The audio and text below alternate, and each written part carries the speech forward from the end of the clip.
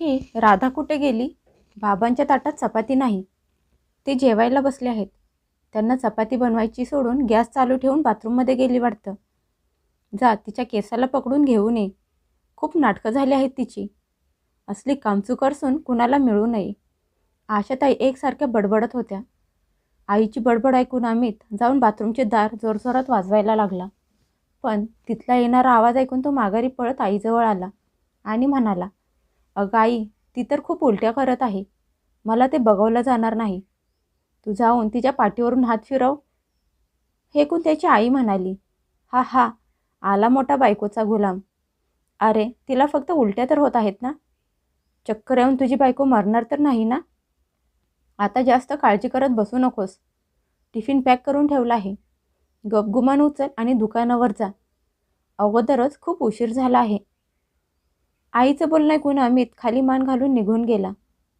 त्याला त्याच्या बायकोची काळजी तर वाटत होती, पण आईच्या भीतीने तो तिच्याजवळ थांबू पण शकत नव्हता. अमित दुकानावर निघून गेला.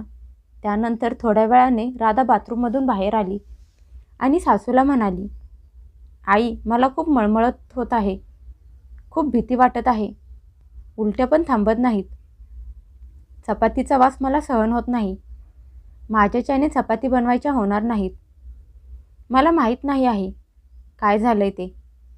हे कोण तिची सासू म्हणाली, अगं सुनबाई, तू फालतू गोष्टीला खूप मोठं बनवत आहेस.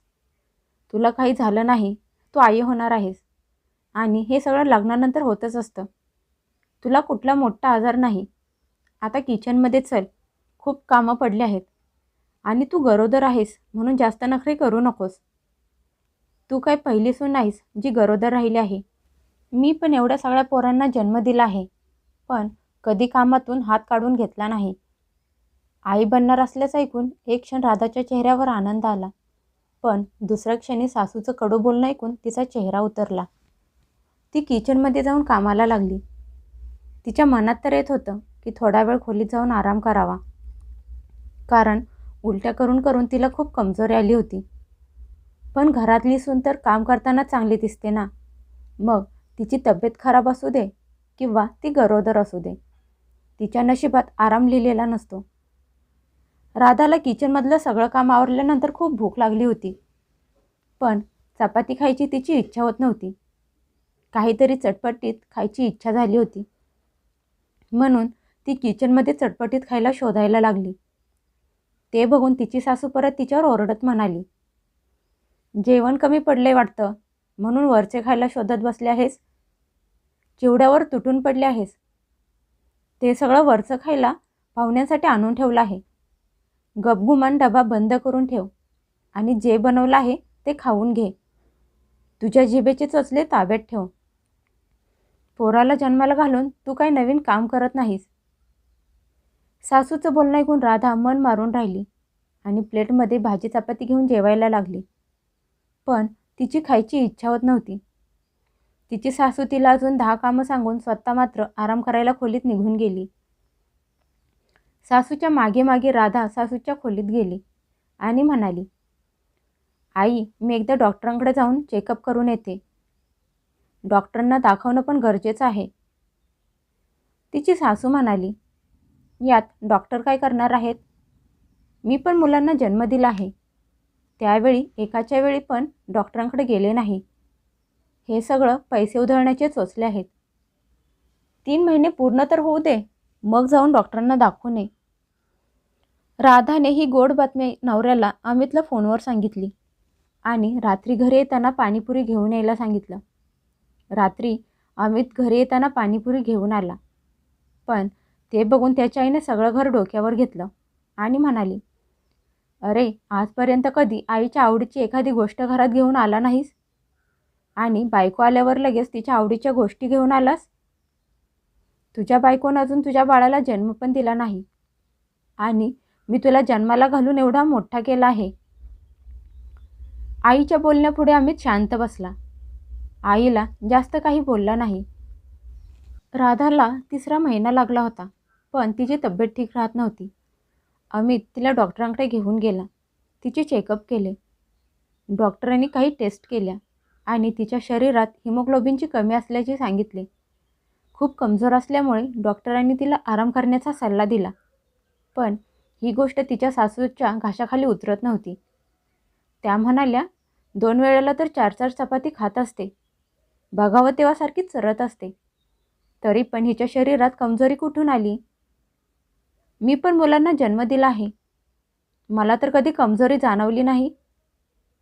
थोडा वेळसुद्धा आराम करायला मिळत नव्हता. सकाळपासून रात्रीपर्यंत घाण्याच्या बैलागत राबत होते. पण या आजकालच्या सुना एक मूल जन्माला घालायचं म्हटलं की सासरच्या लोकांना त्यांच्या तालावर नाचवायला सुरुवात करतात. हे खायला पाहिजे, ते खायला पाहिजे. त्यांना नुसता आराम करायचा असतो. पण मी हे असं होऊ देणार नाही. हे बघ राधा, तू गरोदर आहेस आणि या घराला वारस देणं तुझं कर्तव्य आहे. त्यामुळे तू आम्हाला एक चांगला गोलमटोल नातू माझ्या हातात दे. यासाठी तुला या घरात लग्न करून घेऊन आलो आहे. म्हणजे तू आमच्या घराला वारस दे. आणि हे काय, तू प्रत्येक गोष्टीत अमितला का ओढत असतेस? मुलाला तुला जन्माला घालायचं आहे, अमितला नाही. त्याला तू दुकानात काम करू दे. 2 पैसे घरात कमवून आणेल. जर तो तुझ्याजवळ असाच बसून राहिला तर दुकान कोण बघणार? घर कसे चालणार? आणि तुला खायला कसे मिळणार? राधा तिच्या सासूच्या समोर काही बोलू शकत नव्हती. आणि अमित पण आईला घाबरून राहत असायचा. एक दिवस राधा सकाळी सकाळी सलाड कापून प्लेटमध्ये घेऊन खात बसली होती. तेवढ्यात सासूने तिला खाताना थांबवलं आणि म्हणाली, सगळ्या कच्च्या भाज्या जर तू खायला लागलीस तर शिजवणार काय? राधा म्हणाली, आई, आता मला 5वा महिना लागला आहे आणि डॉक्टरांनी मला फळं आणि सलाड खायला सांगितलं आहे.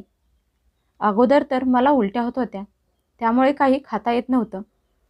पण आता बाळवाढीला लागलं आहे, त्यामुळे भूक पण जास्त लागत आहे आणि माझं वजन पण वाढायला लागलं आहे. डॉक्टर बोलले आहेत की भूक लागेल तसं थोडं थोडं खात जा. हे ऐकून तिच्या सासूला खूप राग आला आणि त्या रागात म्हणाल्या, अशा कुठल्या डॉक्टरांच्या जवळ जात आहेस तू? आम्ही तर घरातले अन्न खाऊनच मुलांना जन्माला घातलं होतं. तुम्हा लोकांचे तर खूप नखरे आहेत. असं म्हणत त्यांनी किचनमध्ये नजर टाकली आणि म्हणाल्या, अरे देवा, सगळ्या किचनमध्ये पसारा पडला आहे. बेसिन भांड्यांनी भरला आहे आणि या महाराणीला खायचं पडलं आहे. ते सगळं सोडून दे. अगोदर किचन स्वच्छ कर. भांडी घासून दुपारच्या जेवणाची तयारी करायला घे. आम्ही काय उपाशी राहायचं का? राधा प्रत्येक सुनेचं कर्तव्य असतं. ती तिच्या सासू सासऱ्यांची सेवा करावी आणि त्यांना वेळेवर जेवायला बनवून घालावं. पण मी आजकाल बघत आहे, तू खूप आळशी झाली आहेस.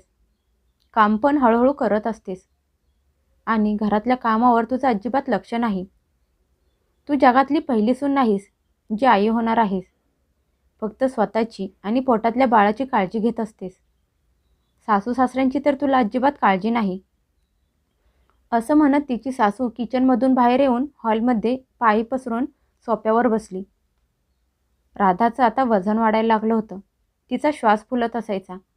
पाय सुजायला लागले होते. अगोदरसारखं उत्साहाने पटापट काम होत नव्हतं. गरोदरपणात खूप लवकर थकवा जाणवायला लागतो आणि तिची सासू होती की तिला जरा पण आराम करून देत नव्हती. तिची तर अशी इच्छा होती की सुनेने मशीनसारखी दिवसभर कामं करावीत. पण राधा आता कमजोरीसोबत आजारी व्हायला लागली होती. दिवसभर शारीरिक रूपाने थकत असायची आणि त्यात अजून तिची सासू तिला टोमणे मारायची, तक्रारी करत असायची. त्यामुळे ती आता मानसिक रूपाने पण परेशान राहायला लागली होती. नवऱ्याला अमितला काही सांगितलं तरी तो त्याच्या आईला काही बोलू शकत नव्हता. तो फक्त खोलीत आतमध्येच बायकोची साथ देऊ शकत होता. राधाला आता 7वा महिना सुरू झाला. तशी ती अजूनच परेशान राहायला लागली होती. रात्रभर तिला नीट झोप लागत नव्हती आणि सकाळी सकाळी तिचा डोळा लागत असायचा. त्यामुळे उठायला उशीर व्हायचा. आता तर तिची सासू तिला रोज उशिरा उठत असल्यामुळे टोमणे मारायला लागली होती आणि तिला ओरडत पण असायची. त्यांची हीच अपेक्षा होती की अगोदरसारखं सुनेनं पहाटे 5 वाजता उठावं, लवकर लवकर घरातली सगळी कामं करावीत आणि सासू सासऱ्यांची सेवा पण करावी. अमित त्याच्या आईला काही बोलू शकत नव्हता. तो त्याच्या आईची खूप इज्जत करत होता आणि त्यांची बोललेली कुठलीच गोष्ट टाळत नव्हता किंवा त्याचा विरोध पण करत नव्हता. एक दिवस सकाळी राधाला जाग आली नाही. ती अजून उठली नाही म्हटल्यावर तिची सासू जोरजोरात तिच्या खोलीचे दार वाजवायला लागली. तशी तिला जाग आली. तिची सासू म्हणाली, राधा, लवकर उठ. तुझे सासरे चहासाठी अजूनपर्यंत तसेच बसले आहेत. त्या दिवशी राधामध्ये माहीत नाही कुठून हिंमत आली. ती तिच्या सासूला म्हणाली, आई, माझी तब्येत ठीक वाटत नाही. खूप थकल्यासारखं वाटत आहे. आज तुम्हीच बाबांना चहा बनवून द्या. मी नाही बनवू शकत. सुनेचं बोलणं ऐकून तिची सासू भडकली आणि म्हणाली, राधा, तुझी हिंमत कशी झाली मला हुकूम द्यायची?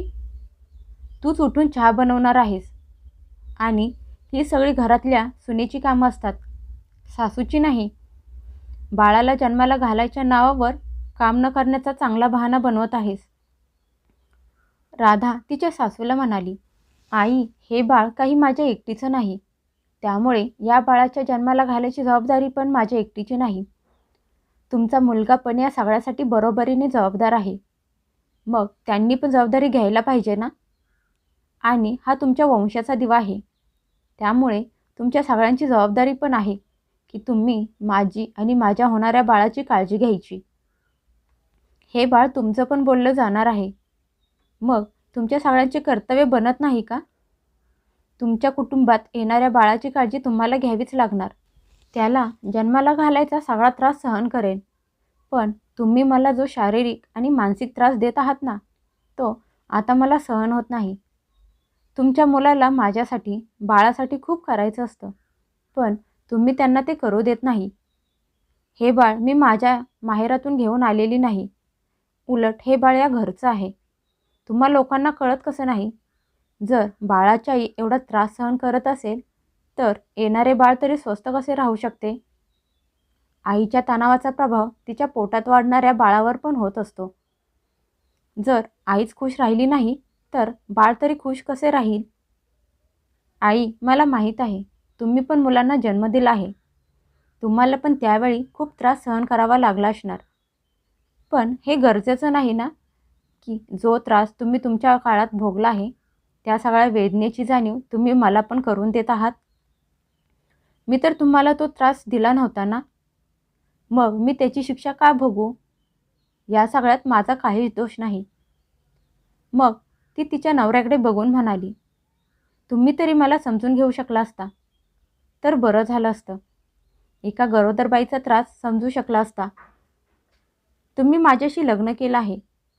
मला लग्नाच्या वेळी वचन दिले होते, पण तुम्ही एकही पूर्ण करू शकला नाहीत. बायको फक्त नवऱ्याची जबाबदारी असते, दुसऱ्या कुणाची नाही. जेव्हा एक नवरा त्याच्या बायकोची काळजी घेतो तेव्हा तिला दुसऱ्या कुणाची गरज पडत नाही. तो एकटा तिच्यासाठी पुरेसा असतो जो बायकोला खुश ठेवू शकतो. हे बाळ तुमचं पण आहे. मग तुमची पण जबाबदारी बनते. तुम्ही आईंची इज्जत करता, त्यांना मानसन्मान देता, चांगली गोष्ट आहे. पण तुम्ही आईंना घाबरून त्यांच्या चुकीच्या गोष्टीत पण साथ देत आहात. माझ्या मनात येणाऱ्या बाळासाठी खूप स्वप्न आहेत, खूप आनंद आहे, पण मी जरा पण खुश राहू शकत नाही. माझा नवरा माझी काळजी फक्त खोलीतच करत असतो.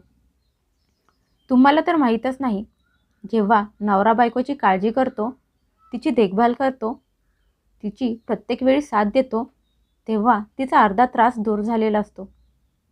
ती तिच्या नवऱ्याच्या भरोशावर तर सासरे आलेली असते. मी पण तुमच्यावर पूर्ण मनाने विश्वास ठेवला होता. मला वाटलं होतं तुम्ही माझी साथ द्याल, पण तुम्ही तर मला त्रासात एकटं सोडलंत. बायकोचं बोलणं ऐकून अमितने मान खाली घातली. त्याच्याकडे राधाच्या कुठल्याच प्रश्नाचे उत्तर नव्हते. राधा तिच्या सासूला म्हणाली, आई, मी तर हे मानून या घरात आले होते की तुम्ही माझ्या आईसारखे आहात. त्यामुळे मी तुमचे प्रत्येक बोलणं ऐकत होते. तुम्ही सांगितल्याप्रमाणे सगळी कामं करत होते. पण मला काय माहीत होतं की माझी आईच मला एवढे टोमणे मारेल, त्रास देईल. सून घरासाठी सगळं करते, तरी पण तिच्या नशिबात सासूचे टोमणे आणि तक्रारी काय येतात?